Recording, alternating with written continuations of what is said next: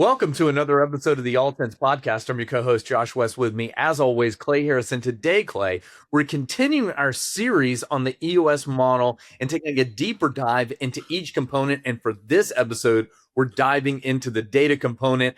I know there's no shortage of opinions from your side, Clay. But first, what are we talking about when we talk about the data component? Two tools in the data component to get to 100% strong here. The first one is a scorecard, just that every team in your organization has clarity around what it means to have a great week, week after week. Second tool is measurable. Every person on the team has one or two, maybe three measurables that they're keeping track of on a weekly basis that likely contribute to their team scorecard, but they know that they're accountable for, indicating to them whether or not they're doing the right things on a week-over-week basis. 100% strong is every team has a scorecard, every individual has a measurable. That's 100% strong. This episode of the All Tense Podcast is powered by Stretty, the EOS software people love. With EOS Pure Tools, plus additional collaboration and communication tools, you can run on EOS and execute on daily work all in one place. Learn more at Stretty.com. That's STRETY.com. Tell me what's showing up for you in the session room, Josh, when it comes to the data component. Fear. Tell me more. Fear, in my estimation and experience in the room as it relates to the data component, is really at the core. Because the numbers don't lie. And maybe it's just me, but of all of the components, I get more pushback from clients on this one and the scorecard maybe than any other component. I've seen teams really struggle to define the right measurables. I'm sure we're going to get to it in a moment, and I agree with you on this, where a lot of times we're trying to do some ratio or percentage where we're kind of obfuscating what we really need to get at in terms of what is the real number there. I find that when I really start to drive people toward activity-based indicators, often that is not the lagging indicator where we're talking about the result. Obviously, we want leading indicators to help us, and a lot of that is around, for lack of a better way of articulating it, did someone do something? Did they take this particular action? And when you start to get those up there, even when you're working with the leadership team in the room, they're looking at that and like, oh, I'm going to be measured on that weekly. I've got to hit that number. And if not, it's an issue. The scorecard is one of those things that really is cold in a way, if you will, right? And there's no way to really skate around it. And fear is one of the things I find that people have with that, outside of trying to find the right measurables. We can talk about that in a minute. What do you see? Yeah, fear is an interesting way to put it. What I was thinking about while you were talking is like, is it fear? Is it confidence? They're both kind of two sides of the same coin, probably. You know, what we tell people is like, just start measuring something. A thing that two kind of things that came up for me recently with regard to scorecards in particular. One was kind of really honing in on the fact that there's a difference between a report and a scorecard. If you're using your scorecard just for reporting, it's begging to be changed, because that's not what it is. It's also different than a dashboard, like, you know, some sort of like BI dashboard that tells you what's going on in the business right now. Scorecards. So I was with a client earlier this week, and we were talking about their scorecard, and that like kind of, it's not a report. And they're like, oh, we've been using the scorecard just to understand like what happened. Man, I know that this is nuanced and a little bit squishy, but the thing that I kind of finally unlocked for them is that, like, when you see a number on the scorecard that is off, do you know what to do? Do you know that there's an action to take? Because if it's like, oh, that's good to know, that's not good enough. What we're looking for is, when a number is red, do we know, are we clear as a leadership team that that means we need to take action, right? Like we got to do something about that. And so if your scorecard isn't giving you that, it's an indicator that there's something that needs to get kind of modified or tweaked there on the scorecard to get you there. And I think just to share like my personal experience at my IT company, in the help desk in the bullpen where all the people who were answering the phones were, there was a dashboard on the wall on a big screen that had numbers like who's on, how many people are on hold, and how many abandons have there been on the phones, and all that kind of like stuff that we just need to know like, like we got a problem, or everything's humming along.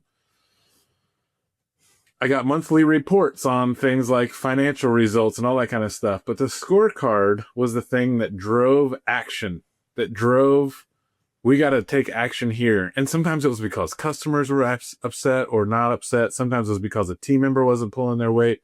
Sometimes it's because a key indicator for financial results, like how much work in progress billing has been done every week, like that, those sorts of things were off and we could action them.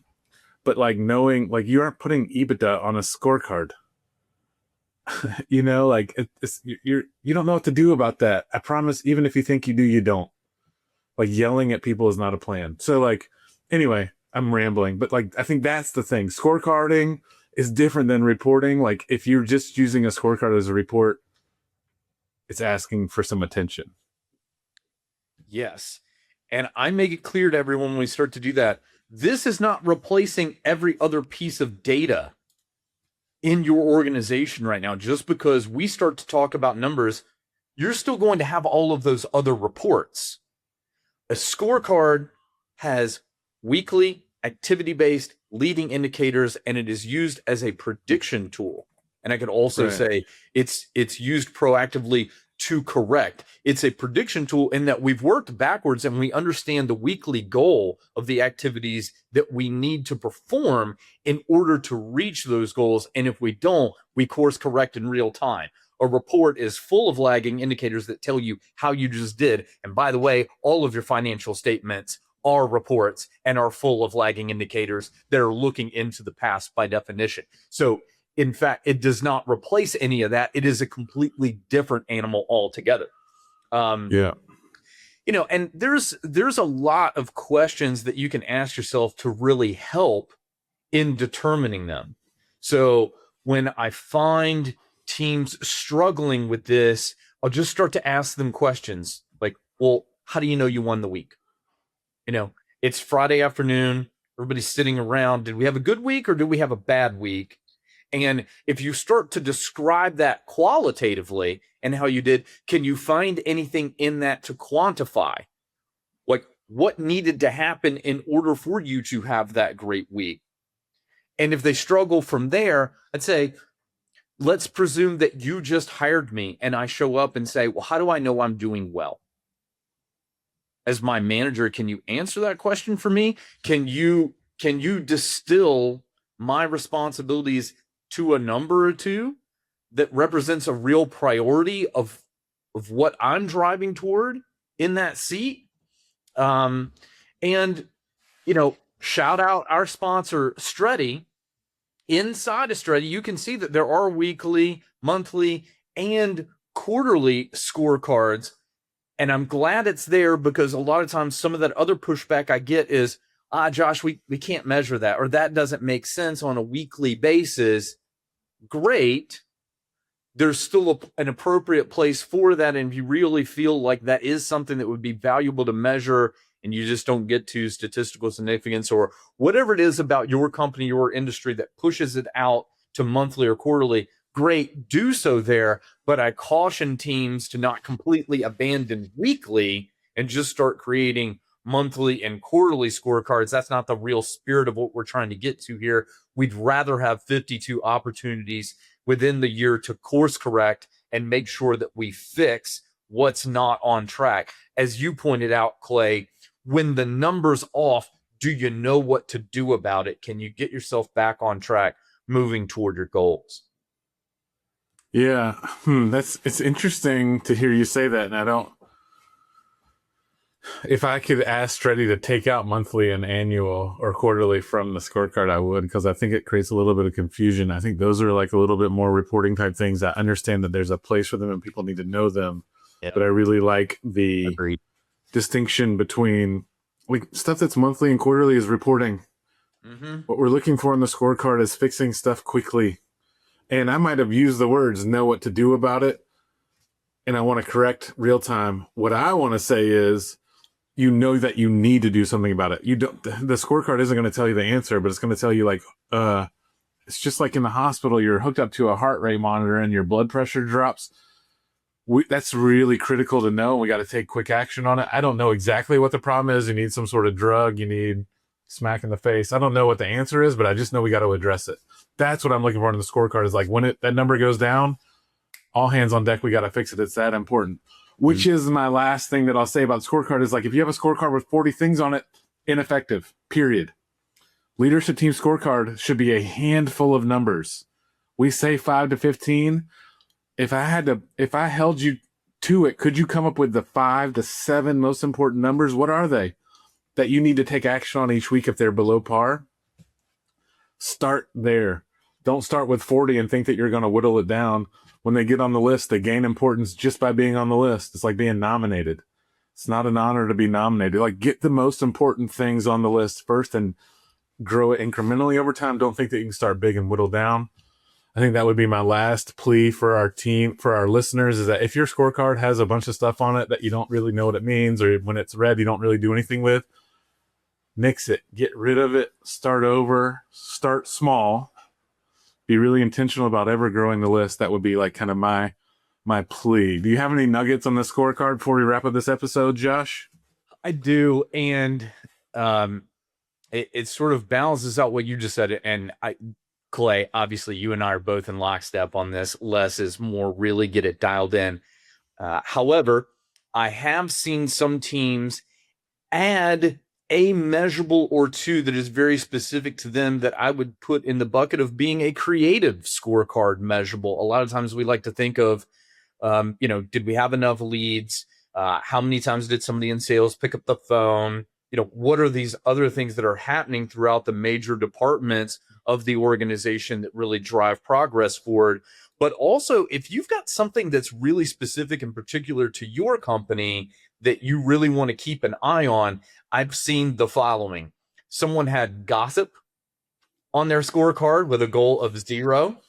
Hey, have you heard any scuttlebutt? Has somebody been, gossiping around the office? We just really want to cut that out. And so they're conscious to the point of measuring and calling those things out, which is wild. I know it's subjective. I love it. I love it. I've seen a leadership team track the number of clarity breaks, and shout out to them. It's expected that each leadership team member will take a clarity break once per week. And so they sound off. Did we all do it that week? And this one, it's got some room for improvement, but I will definitely take it. They had it as a Boolean, yes or no. Do we have a healthy cash position? Awesome that they're looking at that. There's far too many of our companies out there that probably don't keep a real sharp eye on that. I would say you could take it a step further. You could certainly quantify that, understand the amount of cash that you need, what runway you need, and be able to just name that amount, and either you have it or you don't. But I'll take just a quick, yes, we have a healthy cash position. So understand that there's some ways that you can be creative. Back to your point, Clay, I would be careful of scope creep and just having a bunch of creative scorecard measurables in there. But if there's a thing or two in there that's like real specific to you, and as we always say, what gets measured is what gets fixed and what gets improved. And so if you got a real issue, hey, that's a good place to put it. Take them home, Clay. Yeah, sweet. Cool. I just got, I'm an implementer. I have to talk a lot. The thing that you just said, I love the gossip. I love that. The number one behavior driver, the thing that you can use to modify teams' behavior in EOS is the scorecard. It's the number one behavior modification tool in EOS scorecard. Anyway, so love all those things that you just said because they kind of embrace that idea. Anyway, That's going to do it for today's episode on the data component. My name is Clay. His name is Josh. We're both EOS implementers, and we love helping leaders of entrepreneurial businesses get everything that they want out of their business. And if you like today's episode, please share and subscribe. We'd love to see you here next time we come, which will be next week. So that's it for today. Bye, everybody. Bye, Clay.